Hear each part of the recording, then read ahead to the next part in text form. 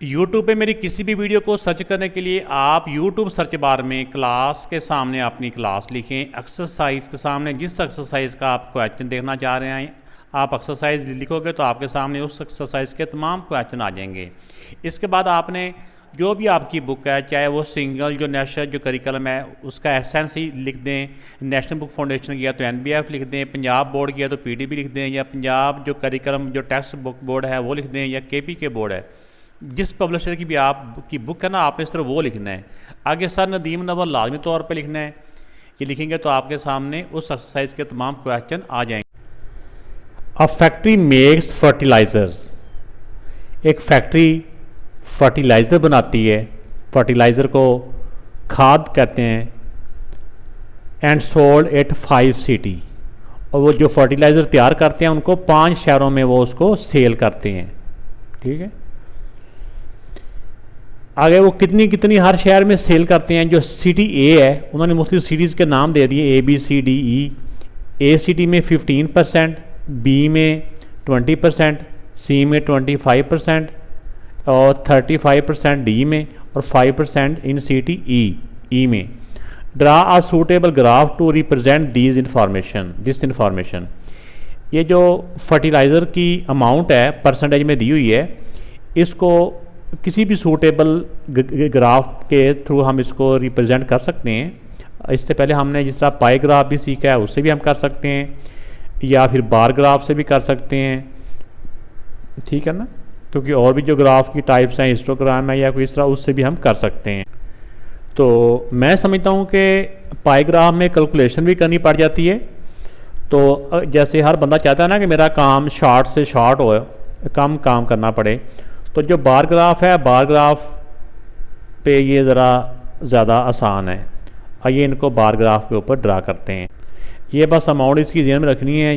15% of A, 20% of B, यानी ये B की ये है, फिर ये 25% इन सिटी C, फिर 35% D की है और 5% इन E है। तो ये अमाउंट है 5, इन 5 के 5 इसके बार में, यानी 5 बारें मेरे को बार्स बनेगी ऊपर।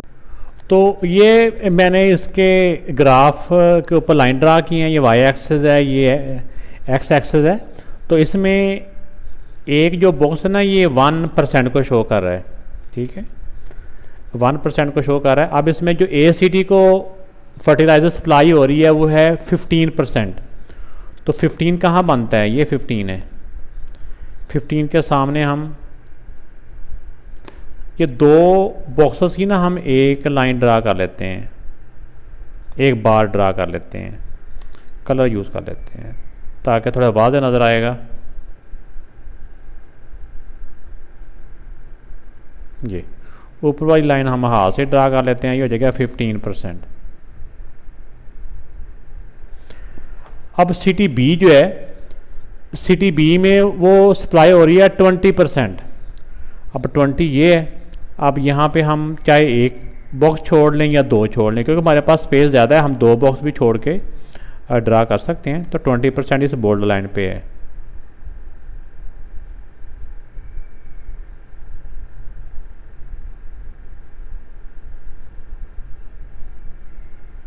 यहाँ पे तो ये सिटी A, ये सिटी B, यह 20%, इसके ऊपर 20% लिख भी देते हैं। ठीक है ना, नीचे भी लिख दिया ये A, ये B।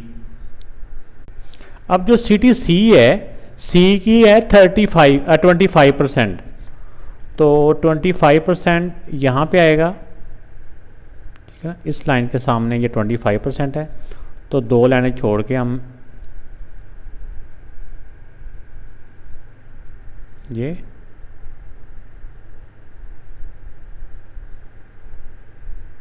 ये ट्रांसपेरेंट अगर रूलर होगा ना तो हम आर पार इससे आराम से देख लेते हैं कि हमारी लाइन किसके इक्वल होनी चाहिए।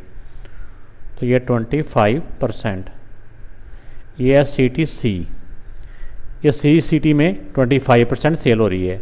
इसके अंदर भी हम ऐसे लाइन ड्रा कर सकते हैं।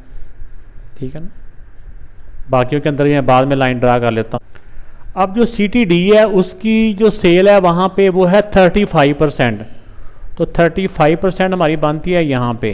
ये स्केल के साथ चेक करने का ज़्यादा मुश्किल हो रही है तो तो ये स्केल के साथ अगर हमने किया तो 35% यहाँ पे आ रहा है, 2 लाइनें छोड़ लें, 1 2 यहाँ पे।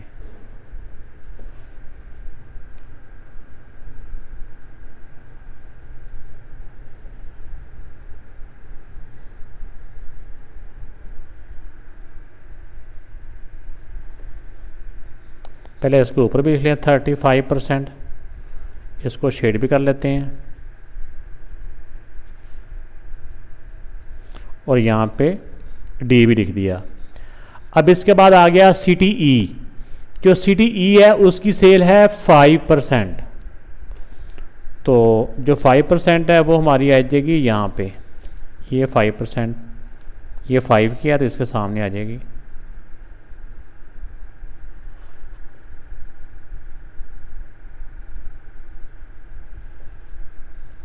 %।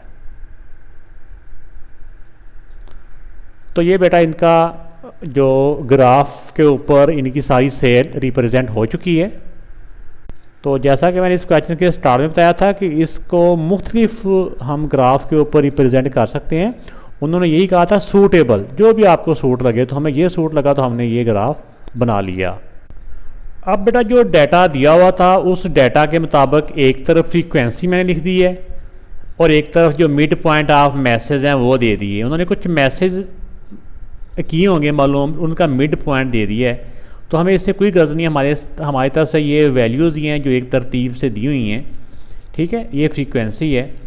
तो अब इसमें देखें कि 114.5 है, इसकी फ्रीक्वेंसी क्या है, इसकी फ्रीक्वेंसी है 35, इसके सामने और 35 ये है, इधर से 35 ये, जैसे इसका मिड पॉइंट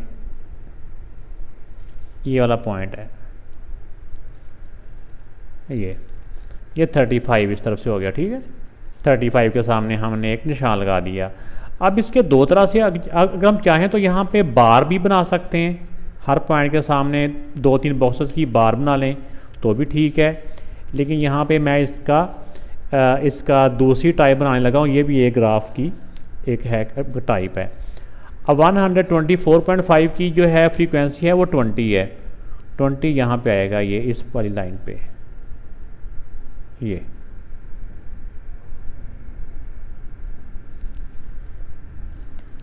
अब 134 की जो फ्रीक्वेंसी है ये है 10 आ जाएगा यहाँ पे, ये इसके सामने ये 10 है।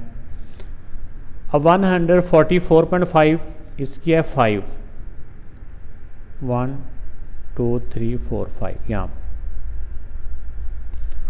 उसके बाद 154 की है 15 बनती है यहाँ पे। नेक्स्ट फिर 164 उसकी भी 15 है, तो वो भी यहाँ पे इसके बराबर ही आ जाएगा। अब इस टाइम में हमने क्या करना है कि इन तमाम पॉइंट्स को आपस में ज्वाइन कर देना है।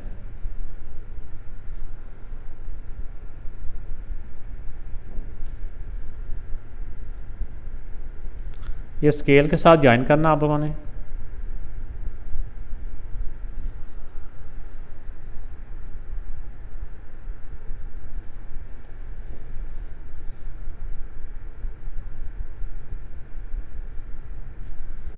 तो बेटा ये जो डाटा दिया हुआ था इस डाटा के मुताबिक ये ग्राफ ड्रा हो चुका है।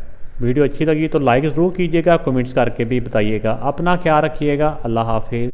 अगर आपके माइंड में जो पहले वाले ग्राफ बनाए हैं वही आ रहा हो तो आप इसके हर एक के नंबर के सामने दो दो बॉक्सेस की ऐसे बार बना सकते हैं। इसकी यहाँ पे है, इसकी 20 है तो 20 के सामने 2 बॉक्सेस की बार, इसकी यहाँ पे 2 की बार, ऐसे भी बना सकते हैं। दोनों तरह से ही ठीक है। मैंने ज़रा बाद में बता दिया कि फिर बच्चे कन्फ्यूज़ होते हैं कि शायद ये इस तरह बनाया तो दूसरी तरह पॉसिबल नहीं है। तो जिस तरह हमने दूसरे बनाए हैं उस तरह भी ये बन सकते हैं।